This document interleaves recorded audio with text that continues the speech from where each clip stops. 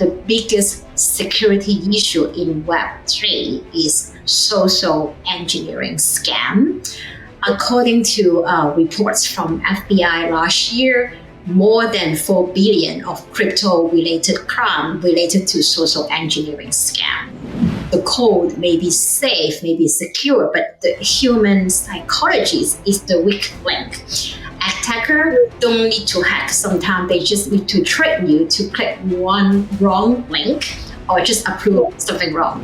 The blockchain or Web3 world does not care about your gender. It cares about your skills. The best in the industry, they prove themselves by hacking ethically. They audit the codes. They find security issues before the hackers do. It's not about hiring more women for the sake of numbers. It's about showing them they belong in this space.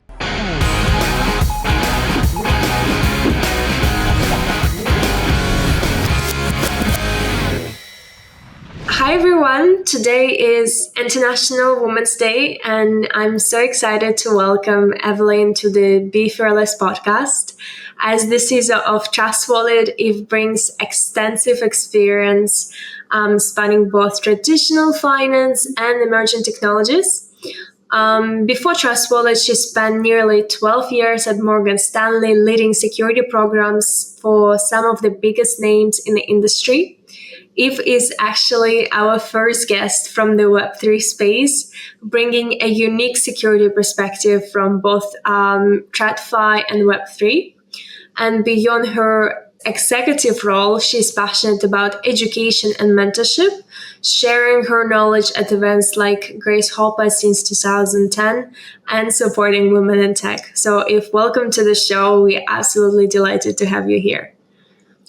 Thank you so much for having me. Yeah, so maybe to know who you really are, I think it's essential to know your background. And before we get into security, maybe just to set the stage, you work both in traditional finance and decentralized finance in crypto. Maybe people have heard of these terms, but might not fully understand them. So what is exactly Web3? And can you just bring it down for us? Of course, let's make it simple. Imagine internet is a huge city. Web2 is the internet we all know today.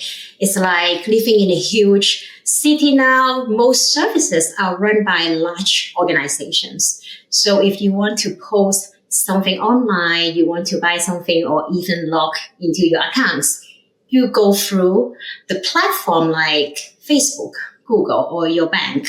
They manage the infrastructure, they store your data, and they set the rules for access to your data.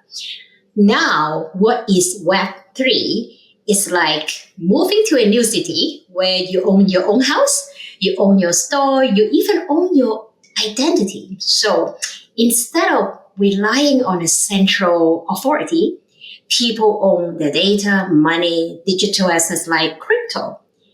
Everything runs on blockchain, which is like a public record that no one can secretly change or manipulate. It's all about transparency. So in short, Web2 today, these big companies manage and store your data. Web3, you own your data and assets and transactions that happen directly between people without the middleman. And that is where decentralized finance, DeFi, we are going to talk about this term a lot in this podcast. Imagine you want to send money to your friend in traditional finance. You use bank. And the bank verify the transaction. They may charge a fee, sometimes pretty expensive fee to send money. Yeah. And it could take days. We all have this experience. But in decentralized finance, DeFi, it's like handing cash directly to your friend. Instant, no bank, no extra fee. So sounds great, but one really important thing I want you to remember is that when you are in control of your money, you are also responsible for your own security. That's why in the world of Web3, there's no forgot password button to reset everything. And if you, by mistake, send your money to a stranger online, and you cannot just, hey, call customer service and say, hey, roll back my transaction. I don't meant to do that. It's not like that. That's why security in Web3 is critical, and exactly why we want to talk about today. Wow, that is so exciting. I'm so excited for this conversation because whenever we speak about security, you always imagine that there is an authority above us all that can actually, help us out in case something goes wrong. But in this case, this is a completely different realm of things. And maybe before we dive into it, I'd love to understand your journey because you've gone from traditional banking at Morgan Stanley to Web3 at Trust Wallet. Was it difficult to go through this transition? As you said, like it's completely different space. Yeah, it was a huge shift. When working in a bank, security is like a fortress, right? We have layers of protection, strict regulations, of course, and huge security budgets. It's like an army. But over time, I realized something. Maybe there's not much room for radical change. I mean, good change in this space. A lot of compliance, great. Following rules, great. Well defined. We try all our best to minimize risk. I learned a lot from there. But I want to do more than just following old rules in the new world. I want to help writing new ones. So when I moved to crypto, it was like stepping into a completely new world. Here we are building the future of security. I have to learn in real time from my job every day, deciding new protection measure and constantly adapt to new threats. And when some people may think crypto is the Wild West, I see it as like a space full of opportunity and innovations. The key difference is that in traditional finance, you assume security is handled for you by these big organizations. But in crypto, you are truly responsible for your own security. It doesn't mean you are alone. So there are a lot of tools like AI-driven tools to help you out. So company like Trust Wallet, we provide tools to help users stay safe when maintaining complete control of their own crypto money. That is so interesting. It's so interesting to think that it's still security, but it's completely different, the angle that you take and the way you approach it. So maybe tell us a little more, how do you approach security and your role at Trust Wallet? Well, yeah, my job is to make sure people don't lose their money. But it's more than that. It's more than just stopping hacks. For example, we made a very firm commitment to both blockchain security as well as traditional finance security standard. Like last year, together with the team in Trust Wallet, we earned the ISO 27001 and also the ISO 27701 certifications. We want to make sure we operate at the same high standards as the major financial institutions. But, we know that this certification means handling security from protecting user funds to secure our also internal operation. So, but we also know that security is not just about following standards. The hackers, they don't care about standards. It's really about going above and beyond. So even though recovering stolen funds in crypto, in blockchain is extremely difficult because it's decentralized. We still try our best. For your information, the data, because we actively collaborate with the crypto expert in the space and also threat intelligence teams, law enforcement to fight fraud and tracking down the stolen fund. Last year, our team recovered more than 1 million of this kind of stolen fund in crypto. And this kind of success story is difficult, not easy. It's a mix of real-time monitoring, light-speed responses, and global cooperation. So security in Web3 is constantly evolving. It's our job to stay one step ahead. And because Web3 security is everything. Yeah, I think when it comes to Web3 space, it's not only one of the most innovative spaces as it is, but it's also, when you think from the security standpoint, you also have to think, hey, it's not traditional finance, so we have to approach it differently. And I'm curious, the recent attack by the Bybit that happened, where a staggering $1.5 billion was stolen. What do you think did teach the industry about this kind of incident? The key takeaway, the hack itself is a wake-up call for the whole crypto industry, which means that no company is immune, and constant security improvement means a lot.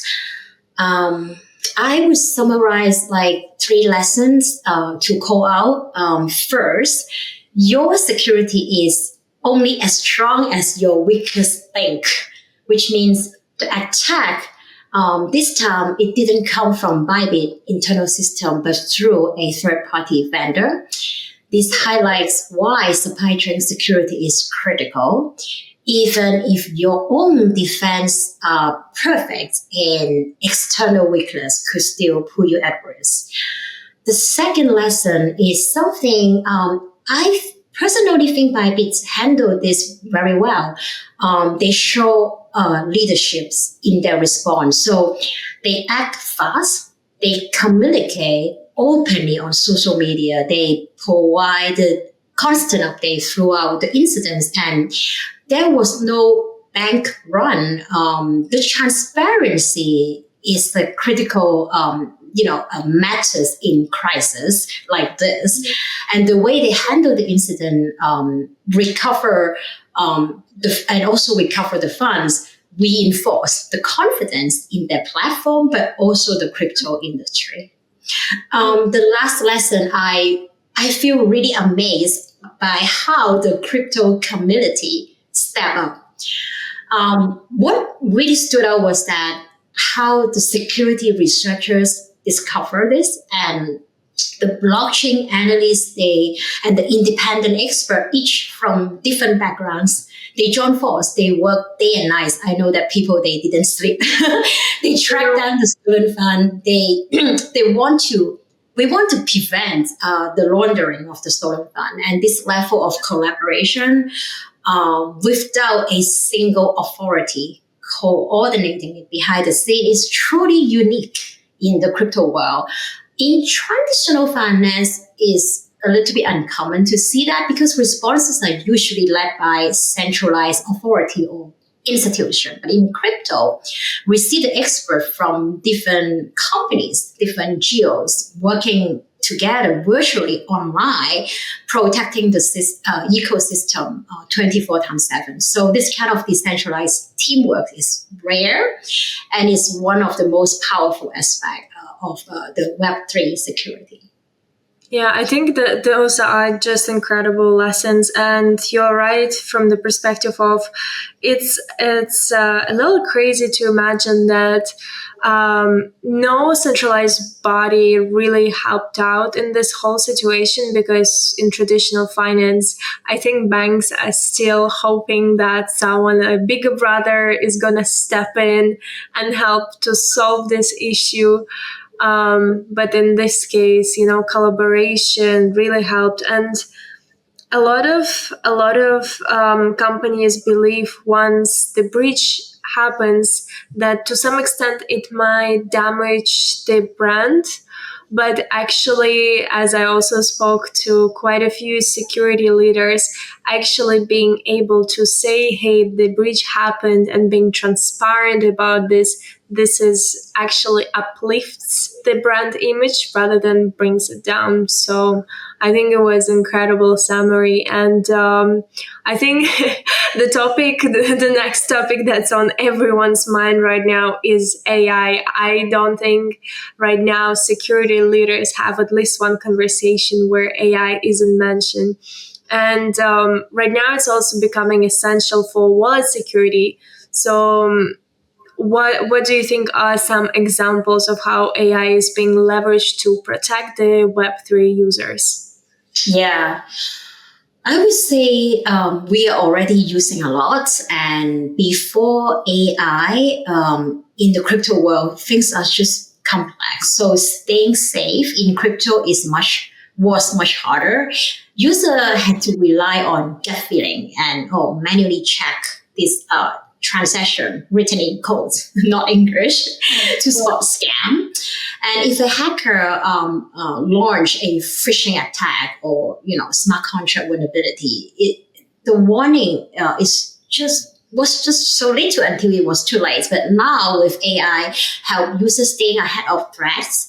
It scans smart contract, it scans vulnerability before they go live. So it's also power real-time monitoring. It not only about prevention, but also detecting suspicious transaction and warn users before they approve a very risky trade. Having AI, I think it's like a friend. It's like having a really intelligent security assistant watching your back in the crypto world. So even if user fall for a scam, the fund got stolen, the AI powerful forensic tools are now everywhere. So they can trace the stolen assets across multiple wallets, multiple network, and even when the criminal, they try to hide their identity, they use something called Mesa. Still, AI analysis make it harder for this kind of attacker to launder the stolen fund and therefore increasing the chances of fund recovery. My view is that AI is not just about finding the problem, it's also about preventing them, protecting users real time, give them alerts, and also give the victim a higher chance to recover the fund. It just makes us smarter and faster and more efficient in the crypto world. Yeah, definitely. I think when it comes to AI, there are two schools of thought. Some see so many advantages in it, but also see as one of the biggest risks out there when it comes to data leakage. But shifting from that, what do you think the most critical and alarming security topics that people need to be aware of when it comes to Web3 world, whether it's AI or not AI related? Yeah, let me share a real story. A friend of mine, a really experienced crypto investor, early investor, a tech guy, he got an email one day in the morning, just looked like, sending from a DeFi project that he has been involving for months. Yeah. And the email said, hey, we detect some security, vulnerability and it's a critical update. Just do it as soon as possible. You have to connect your wallet to mitigate this problem. It seems legit. He told me I hesitate, but I know what I'm doing. I have been doing this for years. And then he just clicked it. Then his PC got compromised, and the fund is gone. So the point I try to call out is that the biggest security issue in Web3 is social engineering scam. According to reports from FBI last year, more than 4 billion of crypto-related crime related to social engineering scam.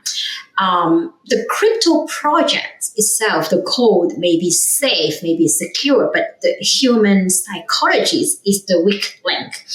Attacker don't need to hack. Sometimes they just need to trick you to click one wrong link or just approve something wrong, right? So phishing scam, the fake email, some social media, account, they DM you on Telegram, something like that. And we also have something called rug pools, pretty common, unfortunately. Some What is it exactly? Sorry. yeah, rug pool means a team just set up a crypto project and it looks very promising, a lot of investment gains. But then they decided to just dismiss the project. They collect all the funds from the investor, they dismiss the project and they run away, they disappear because it's Web3, so you cannot even track down the project team identity. Another thing I think is the AI deepfake scam. It starts to becoming alarming. So the scammer, now they capture your voice, they clone it and they make fake video to pretend impersonate some trust figure, your friend or celebrity. So you don't know they are just scammer. The biggest lesson I would say, just verify before you click something online. You use a very good crypto Web3 wallet, so they warn you because they are able to scan the scan real time. Double check when you click any links, and just bear in mind, even crypto veterans make mistakes sometimes. Yeah. Would you say that deepfake are one of the biggest scams when it comes to manipulating users, or is there any other scams that come to mind? I would say it's not there yet. So the deepfake, I think, is catching up. At this point, it's something called page butchering scam. So it's something more psychology. So the scammer, they sometimes just spend months to build up a romantic part of relationship just to get the trust, asking you to invest in some crypto project. That's the more money you put in, the moment you find out you will never be able to withdraw the money. And they really leverage the human trust to build a romantic relationship to lure you to put your money inside this kind of fake crypto investment. That is, with all of these stories, you're always at the forefront, trying to prevent all of these scams. So, are there any special advice that you like to implement when it comes to protecting users from such dangers, and at the same time you have to maintain positive user experience? Yeah, I would say security should be like a invisible bodyguard, right? So it's always there, always protecting you, but not slowing you down. And here's the thing: most users, they do not want security to slow them down, especially in making money. They just want to use crypto. They just want to be free in the Web3 world without worrying about scam or hack. So, for example, there are some toolings that when a user wants to approve a transaction, to say, okay, I authorize this application to withdraw a certain amount of funds from my account. A little bit like the subscription of your streaming service, right? I approve every month you withdraw some money off the credit card. In the Web3 world, we have something called smart contract to give this kind of approval. And it's pretty normal. You just want a subscription. But this kind of scammer, they leverage this kind of vulnerability to lure you to approve something more than you are willing to. Instead of approving to give $10 per month, they just say approve the hackers, the scammer to withdraw everything from your wallet. So other thing like, but today, the major crypto Web3 wallets, we flag this kind of scam. So meaning that we send an alert just in time before you do the approval. You hesitate and you cancel the transaction and avoid a total loss, right? So, and I think the goal is to protect the user without making security feel like a burden, but a warning of dangerous, so they can make an informed decision. Crypto itself should be safe and easy to use, not stressful, not slowing you down. Yeah. I wonder whether users in Web3 space can do something to protect themselves in these kind of situations. Absolutely. You don't need a security expert sitting next to you to protect yourself. Use some good tool. It's as what I just mentioned, is like an AI intelligent assistant sitting next to you. But following some simple rules can save you 90% from the scam. Number one, it's kind of like psychologist. Number one is when it sounds too good to be true, it is. Scammers use fake promises to lure people in. If someone is guaranteeing a huge return of investment with no risk, just walk away. Rule number two, just do not click some random links, as I just mentioned again and again, just because phishing is everywhere, every second. Right now, just verify the official websites before connecting your wallet. And rule number three, use security tools. Web3, we do have wallets that have built-in tooling just for transaction. It's like your security co-pilots. Use a wallet that scans smart contract. Use a wallet that will warn you. The golden rule is that if you feel like 1% unsure, even just 1%, take a pause. If you want to send a lot of money, just ask for a second opinion. Talk to your friend. Does it sound real? I think these extra minutes and extra days will not make you lose any good investment opportunity or whatever opportunity, but it could save you from losing everything. Definitely. And I know that based on your experience in Morgan Stanley, you led the IAM security architecture team. How has that experience with identity and access management influenced your approach to security at Trust Wallet? Great question. In traditional finance, like a bank, security has a lot to do with controlling the access. We ask, who has access to what? Do these people really need this high privilege access? Can we just give them this privilege?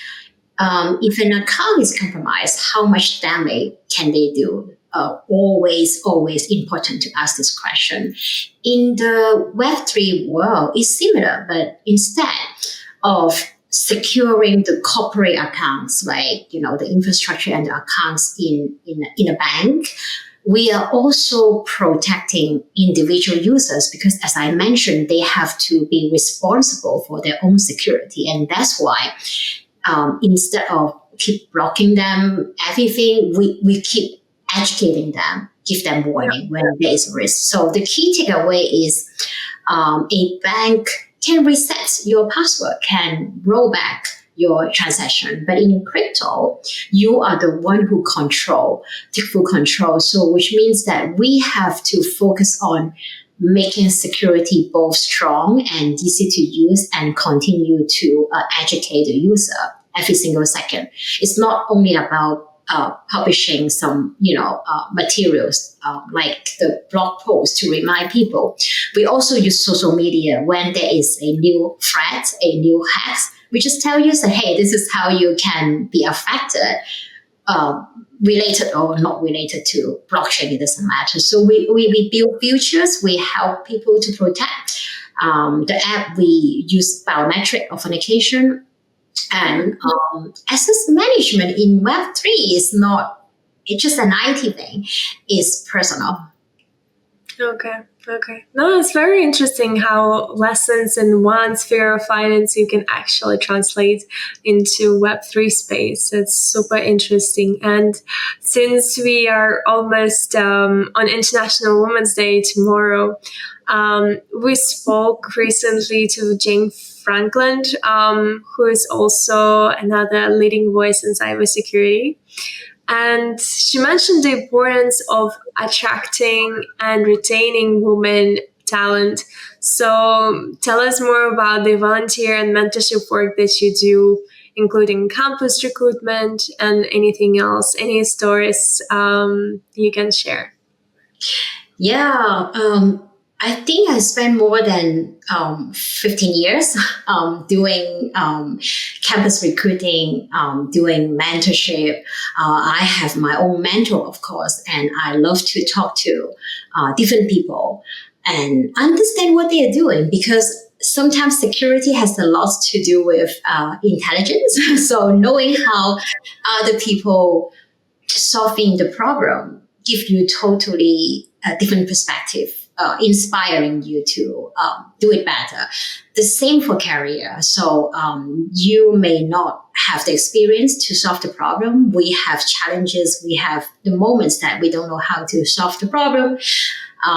We just ask for advice. So talking to more people is always beneficial. And myself, talking to women, we have some common challenges that we can share with each other. And I always find it very beneficial.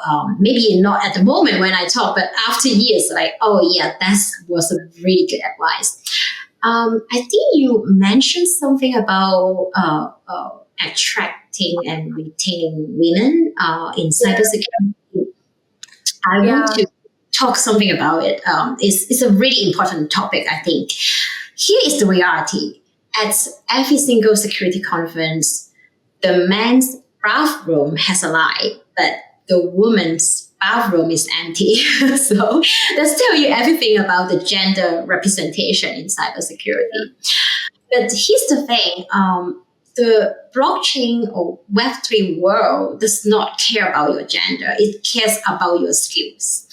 The best in the industry, they prove themselves by hacking ethically. They audit the codes. They find security issue before the hackers do. It's not about hiring more women for the sake of numbers. It's about showing them they belong in this space. So one of the best thing about the Web3 world is that so many projects are actually open source, which means anyone can dive in. They can start analyzing the code. They can contribute to security research. It's a great way to break into the space. And we have the program like bug bounties. What does it mean? Many projects, they reward ethical hackers who report security vulnerabilities before the hackers could exploit them. If you can spot something bad, something risky, the project team, they didn't see it. They pay you to reward you for, helping them to find out the problem, because you could have saved the project from a disaster. So to summarize, to retain, to attract, the key is to show but not tell, which means your work in this world speak louder than your resume in Web3. Definitely. And I love how you brought up the ethical hacking experience, because even in our conversations, just before I spoke to LG, and she has her own company and became a CISO, also came from the ethical hacking background. And then another founder, Anand, who just sold his cybersecurity company to SentinelOne, also came from ethical hacking background. And I think there are a lot of incredible stories where people started their journey as discovering those vulnerabilities and then later on just succeeding later in their career. So those are just great advices. And something that we like to do at the end of every podcast, Eve, is we have this little tradition where a previous guest asks question for our next guest. So Elgin actually asked this question about AI. So AI is transforming everything. And in a world where AI is used by both defenders and attackers, how do we ensure AI remains a tool for security rather than a threat to it? Interesting question. I think we need to pay attention to what we are submitting to the AI. Privacy and data security is becoming really crucial. In general, using AI, as I mentioned, has the third-party risk. At the end of the day, you are giving them the data, but you are also in control of what data to give to them. So I would suggest, number one, choose a good AI partner because you don't want them to be your weakest link, as I just mentioned. And secondly, be selective. We should give guideline to the employee what kind of data is sensitive and you do not want to share with the AI, label and do a data classification of the data so they are very clear about what to submit and what to not. But at the same time, look at AI as an assistant, leverage it, because in this world, whoever be able to use it correctly will become very competitive in the market. So use it in the right way, but put some caution. Don't go crazy. Will be good. I'm not worrying about it. Yeah, I think it's an awesome answer. So, what question would you like to ask our next guest? Yeah, the question would be if you could instantly fix one major cybersecurity issue across the whole industry, what would that be and why? I think it's an amazing question. If it was such a pleasure to talk to you, to learn about your transitional from traditional finance into Web3 space, how it is different from those two events. Is completely different realm, and the way you're supposed to navigate it, what users are supposed to do to protect themselves, and just hearing some of the stories that your friends went through and stay safe in the space. So it's been a lot of fun, Eve. Thank you so much for your time. Thank you so much, Nansha. Appreciate that. Thanks.